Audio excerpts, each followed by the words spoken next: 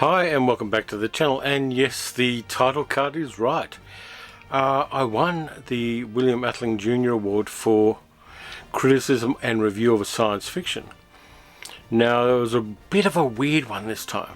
The award ceremony was via Zoom because the convention that was supposed to host the awards was cancelled because of COVID lockdowns, and people in Western Australia aren't travelling to the East Coast, and the East Coast people aren't travelling to Western Australia.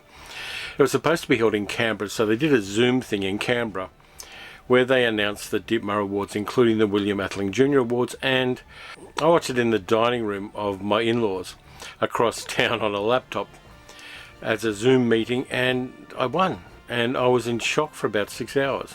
This is a big honour. This is no small thing. The award's been going since 1972 and is considered a professional award, not just a fan award, which is kind of cool and kind of interesting. And I haven't won anything like this since 1995, so 26 years. So cheers, and thank you to everybody who supports the channel and encourages me and helps me make this better and better for all of us. Cheers. That's brandy, by the way. So yeah, I thought I'd share the good news with everybody, but then I thought I've got to do value added to the video as well, so I am going to do a haul. The stuff that I have picked up lately, I haven't done a haul video in a while, and they don't tend to do fantastically well on the channel, but I hope this one does. So give me a moment and I'll get the videos together. Numero uno. I think it's from 1969, and yes, I was right, because it's on the spine, because this is an indicator Blu-ray. It's a movie I like. It's got a couple of actors I like in it. In fact, it's got more than 2 actors that I like in it. It's got Philippe Noiret, Kurt Jurgens, Telly Savalas, Oliver Reed and Diana Rigg, and it is The Assassination Bureau, which is probably one of the first steampunk movies, along with The Private Life of Sherlock Holmes that Billy Wilder and I.A.L. Diamond did around the same time. But this is the indicator version of it. It's got some extras in it as well. It's 1080p high definition. It's got an audio commentary by film historian Kevin Lyons. Kim Newman does a little piece on it as well, so Kim Newman's always good value. There's a tribute to Diana Rigg by Kat Ellinger, theatrical trailer and photo gallery. Does anybody ever look at the photo galleries on these things? I know I don't. But it's a lovely little disc, and I'll just tuck the other thing I've got under my arm so that I can get out the actual disc itself. And it's got a lovely little cover. There's the other cover, which I think is one of the original pieces of artwork for it. And yeah, so it's in the slip cover. I like slip covers, even though they take up more of the shelf space. I kind of like the skinny cases that Kino Lorber does as well. But nice steampunk thing. I think it's based on a story by Jack London.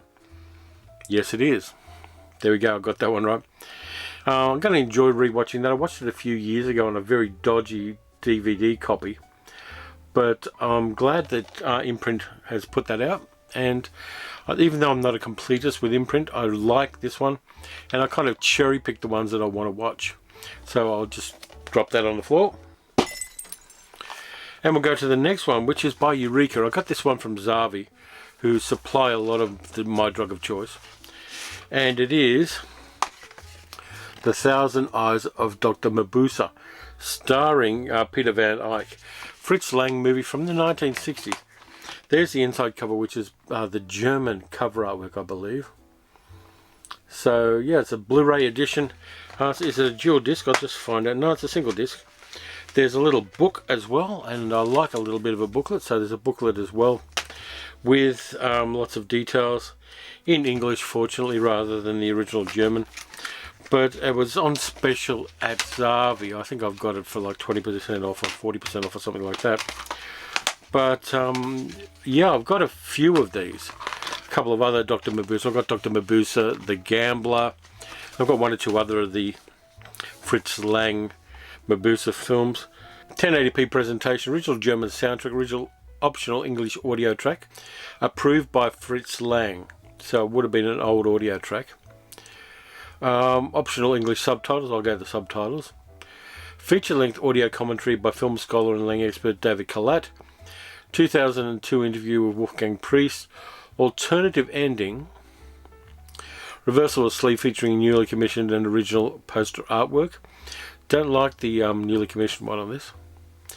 Plus a collector's booklet with an essay by Philip Kemp, vintage reprints of writings by Lang, an essay by David Cairns, notes by Lottie Eisner on Lang's final unreleased projects, and rare archival imagery. So for, I think it was like 28 bucks Australian plus postage, you get a lot for this one. And if you're not a Dr. Mabusa fan, it really is almost, it kind of crosses between Krimi and Eurospy in a lot of ways, and of course it predates both of those things, because Dr. Mabusa has been with Fritz Lang since the 1920s, and this one was from the early 1960s. The next one I've done a video about, but I thought I'd get the Blu-ray release of this because it's got a whole bunch of extras on it. It's Aniara, the Swedish film. I've actually found a copy of, there was an opera done of the poem upon which this movie was based in the early 1960s in Sweden. The subtitles are atrocious, but they did a television opera of this in the early 1960s in Sweden in black and white. It's in 3:2 ratio, but it reminded me of this one, so I bought a copy of it. It's the Aero edition, and it's a nice piece of work. There is an Australian release of this as well, but the Aero one seemed just that little bit nicer for me.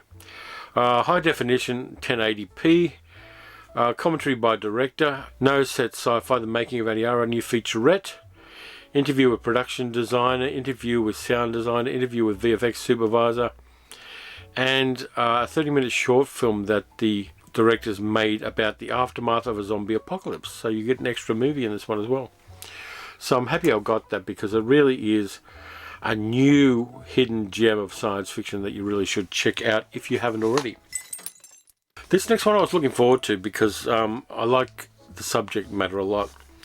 It's the Aero Films, Aero Video Yokai collection. Now if you don't know what yokai is, it's Japanese monsters, household monsters and ghosts, and it is fantastic. The first movie on disc 1 is 100 Monsters, which is from the 1960s, I believe.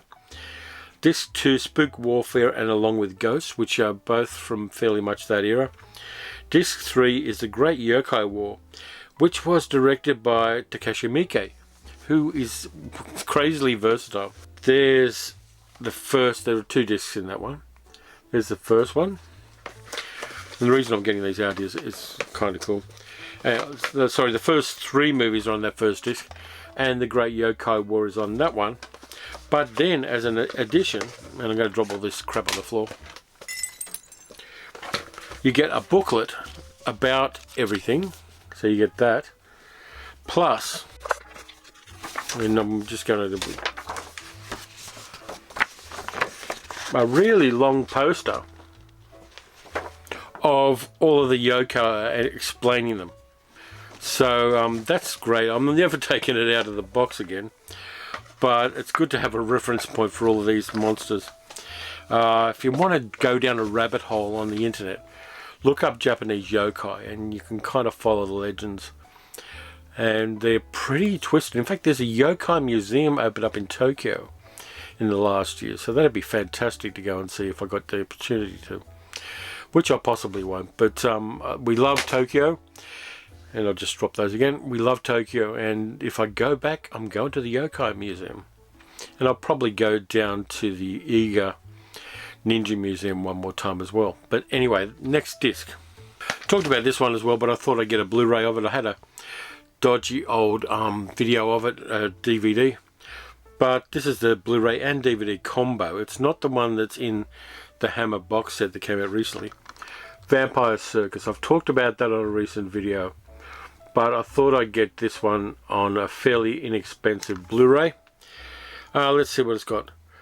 Making a Vampire Circus documentary, the history of circus horror movies featurette, Visiting the House of Hammer, Britain's legendary horror magazine featurette. There's a motion comic book on there as well, stills and posters and theatrical trailer. So yeah, if you haven't seen that and you haven't seen the video on that, I'll link to it at the end of the video. Then I don't know why I bought these. I don't know why I bought these 3 movies, I'll be honest with you. Got no idea why I bought them. I watched the first one the other night, and it's sexist, misogynistic, crazily so, and it's from the 1970s. It's a Hammer movie, and it's not what you usually expect from Hammer. In fact, all three of them are Hammer movies.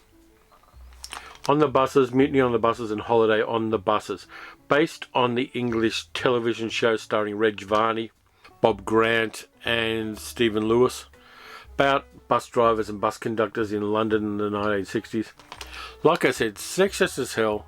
I kind of half enjoyed watching it. It's hard to describe it. I looked at it, I did the kind of sociologist from Mars thing and tried to look at it from an outside viewpoint, which is kind of easy to do because the culture that created this is not the culture I live in at the moment. So, yeah, if you watch these things at a certain time in your life, you're going to enjoy them. But, yeah, I'm still weighing up whether to watch the other two. When I feel like torturing myself, I may well do it. But On the Buses, Mutiny on the Buses, and Holiday on the Buses, I got for no good reason. 3 more discs. This one I got because it's a classic and I want to actually see the full version of it. I've seen it in a documentary about the pre-World War II German cinema, and I saw little bits of it and it looks really good. It's from Eureka's Master of Cinema series, and it's F.W. Murnau's Faust, which is a fantastic looking film. Production values are crazily high. It's a silent era film. It's in black and white. These are the dual format ones. So I've got a DVD and a Blu-ray, so I kind of like having those as well, because if the Blu-ray glitches, I've still got the DVD to watch. I can't quite read the extras in this light, but Eureka usually deliver the goods. It's from 1926, 107 minutes long, black and white, 1.33 to 1 aspect ratio, 1080p coding. That one I'm going to enjoy because I may well do a video about that, because Faust is fantastic looking, and from everything I understand, it is a really nice piece of early cinema. So I'm going to enjoy that one as well. This one came out a week after the movie was in cinemas here, because lockdown, cinemas were closed, all that kind of thing, here in Australia. Shang-Chi and the Legend of the Ten Rings. I've done a video about this. I've now got the disc about a week after I saw it in the cinemas, which is ridiculous and is probably a non-recurring phenomenon, but I enjoyed it. I rewatched it on disc as well. Enjoyed it all again. Beautiful special effects, fantastic acting, one of the best villains in the MCU, and it was a lot of fun to do. Now this last one I know very little about, but I think it may have been Brian from Just the Discs YouTube channel who put me onto this. It's from the 1970s and it's by a guy called William Lee. Actually, it's from the 1980s, who made his own kung fu movies. He was a black American guy who was a martial artist, and he homemade some movies. This one's got Treasure of the Ninja, Dragon vs. Ninja, and a short film called New Chinese Connection, and a few other short films. It's Treasure of the Ninja and the films of William Lee. Now, I picked this one up on spec. I know very, very little about it, except it's homemade kung fu movie by this guy. Done as a passion project, obviously. But for me, it's kind of going to the fringes of cinema sometimes gives you really interesting stuff. The way Wakaliwood stuff does. Who Killed Captain Alex and movies like that done by the Wakaliwood people in Uganda.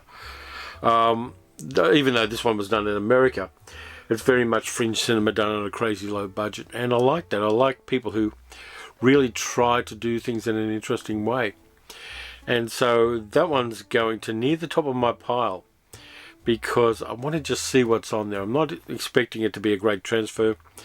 It may well have been just 16mm when it originally was done, but it was actually shot on Super 8, and there's a kitten coming into the room.